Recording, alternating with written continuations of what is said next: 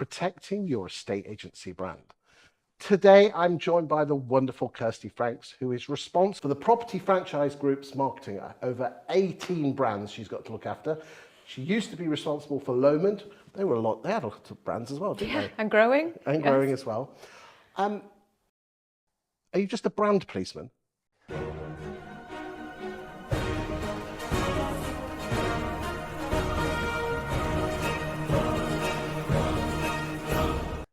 I mean, yes, I am a brand policeman, but I think my role, certainly in the Property Franchise Group, is to be the guardian of the brands. And I think this is important, ladies and gentlemen. Why we're talking about this is because Kirsty's got 18 brands to look after. So by Kirsty talking about what she does with her brands, we can answer the question about protecting your estate agency brand. Yeah. So talk to me. I mean, that's the first thing is this. What is an estate agency brand? Is it just the logo? Chris, now you're trying to wind me up.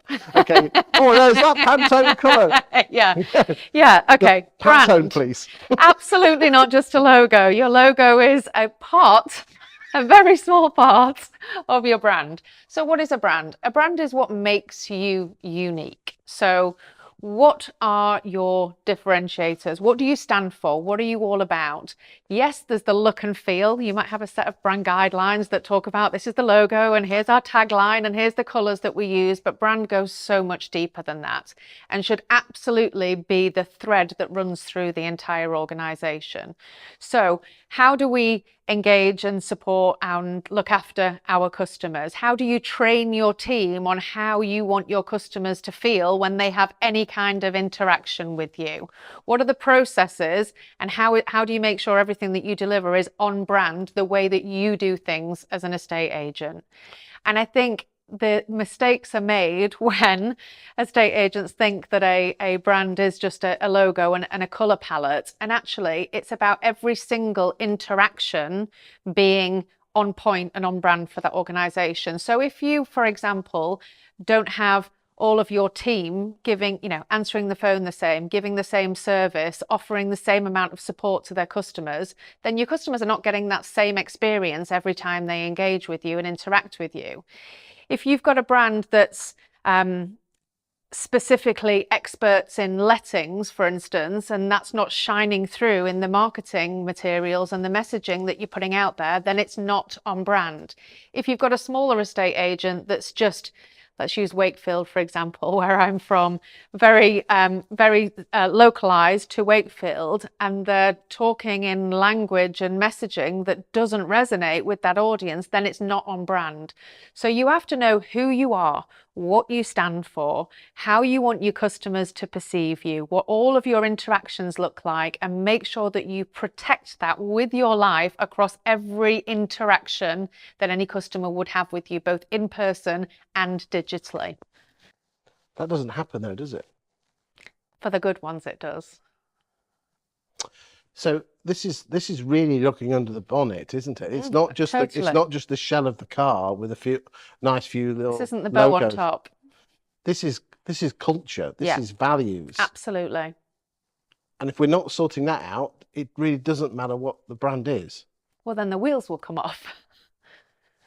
It absolutely starts from within. And for me, for an organization that's doing work on their brand, I would have the whole team involved in that piece of work, rather than somebody at the top of the organization just setting that and telling everybody about what it is and that they've made the decisions. How do you bring a whole organization into developing those values, developing that culture, being really clear on what makes us unique, because your team have to live and breathe this. If this is what you want to present to the outside world, that's got to start with your entire team believing in that.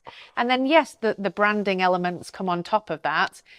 How many estate agents do we see that have got a different website to a different board and a different shop window? We need consistency, the same look and feel, the same messaging, and then the same service and experience that's delivered by your team. If I could use the analogy of a house, a lot of people think the branding is the wallpaper, when in reality it's the foundations. Starts at the foundations. Walls. Absolutely. And surely that must start from someone at the top. It starts with somebody at the top, but they should bring everybody into that process with them. Otherwise, how do you get people to buy into something that haven't been fundamental in shaping it? How do you get them to believe? Isn't it interesting that one of the best performers at the EA Masters this year has got, and I won't embarrass them with their names, has seen almost exponential growth. They're not a self-employed model before anyone else says this, but seen their exponential growth both in lettings and sales. Their service scores are off the record, and they've got a wonderful leader. And I have spoken to a number of the people who are right next tier down, and it's just, you can just feel the vibe. Culture. And it's interesting that boss, again, I won't embarrass them because then they will be embarrassed, have that hunger with humility. Yeah. So really, it's not just logos, is it? It's definitely not just logos, Chris. It's an important element of it, but it doesn't start there. At the start of the video, we talked about Property Franchise Group. What have you learnt by being, a fractional CMO for those? That's Chief Marketing Officer. Yeah. So I just almost 2 years ago now got a call from Gareth Samples. Love him. We love Gareth. He's, and he's a great leader. I've learned an incredible amount from him. And he asked me to come along and give him 3 months to look at their marketing strategy and help him reshape some things that were happening in the marketing department at that time. So I said, sure, yeah, sure. Almost 2 years later, I'm still there and now part of the team, and feel very honoured to lead the marketing function within the group. But it's a huge responsibility. Gareth keeps going and buying and merging with other businesses. So there's writing a big checkbook. Yeah, I'm not sure. I think there's only one left he can buy, which I think is Winkworth, isn't it? I wouldn't know. So there's never a dull moment. But for me, I have a huge sense of responsibility in terms of managing multiple brands and being the guardian of those brands and looking after their marketing functions. So we have to have very clear boundaries.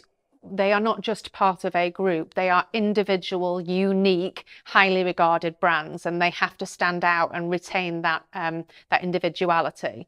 So the marketing department, we do an awful lot of work around making sure we really promote those differentiators and we protect those individual brands whilst developing and running a lead generation marketing machine for our franchisees and our brands. So yeah, an incredibly important role, and I have learnt an awful lot from the management team there. Gareth has built an incredible management board, and I think his leadership skills are well, this is the under the bonnet stuff, isn't it? Absolutely. You're not just brand police. There's got to be something under the bonnet. Oh, absolutely. So, a big portion of what we do is around brand. Of course it is. They're franchise organizations. The brand has to be very well kept and guarded. But we are also responsible for lead generation and running marketing strategies of a whole host of marketing channels. For our franchisees. And the people who you're doing it for, it's their own business as well. Of course it is. They trust us with their brand and with their marketing. That's a huge responsibility. So from a marketing department, what we are committed to doing is delivering a very strong return on investment for their marketing spend and giving them a suite of marketing products and services that present exceptional value for them. So we essentially become their group marketing function. So we look after group marketing activities and then support them with additional help around more localized marketing activity as well. One thing I think you have missed out on is let's come back to the bonnet, is that you have Gareth, who, and then you've got his suite of senior lieutenants, your Ellies, your Rob Smiths, your Toby Phillips and Phil from Northwood, and I know there's plenty of others. I don't want to bore you to death with all the names, but you can tell there's some passion there that he supports them and the franchisees support those. It's a fantastic lesson that I think a lot of agents could learn from, that you've got to, what we're trying to say here is, yes, you've got to have good logos, but if it's not being run, the business is not being run under the bonnet particularly well with great values and great culture, it ain't going to work. Yeah. And it's the whole thing that brings together, isn't it? Yeah, absolutely. And, you know, Gareth is an exceptional leader and has got an incredible vision for the organisation, but he's absolutely committed to supporting the franchisees in the best possible way and helping them grow their businesses. And he's done that by putting an incredible management board in place.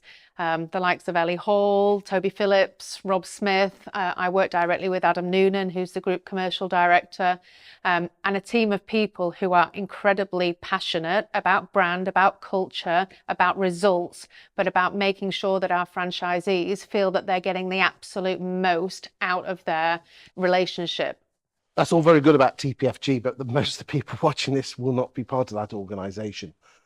At the top of the video, we talked about that it isn't just about the logo. Yeah. It's about the brand, it's about the culture and the values of the business. We applied a real life scenario with the TPFG. What would your final words be to anyone who's run one man band, one woman band estate agency? How do they sort the culture out? How do they sort the values out? And how do they sort their marketing out? Nice and concise, go. Okay. I think culture definitely starts from the top, but isn't just led from the top. So I think know who you are and who you want to be and bring your whole team on that journey with you. So if you cut your team through the middle, your brand runs through the entire organisation. Bring everybody on that with you. In terms of your branding, be clear about what makes you unique and be consistent in terms of how you display that across every element of your marketing and your communications that you've got.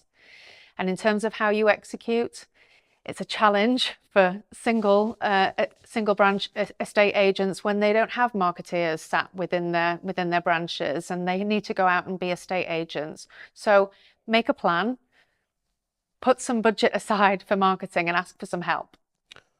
And quite often it's not necessarily money, it's actually time, isn't it? Yeah. Yeah. There's got to be a commitment to it. You know, unfortunately, marketing can often be seen as the thing that falls down the to-do list when times get busy and times get tough. Cut the marketing when things get tough. Yeah. Yeah.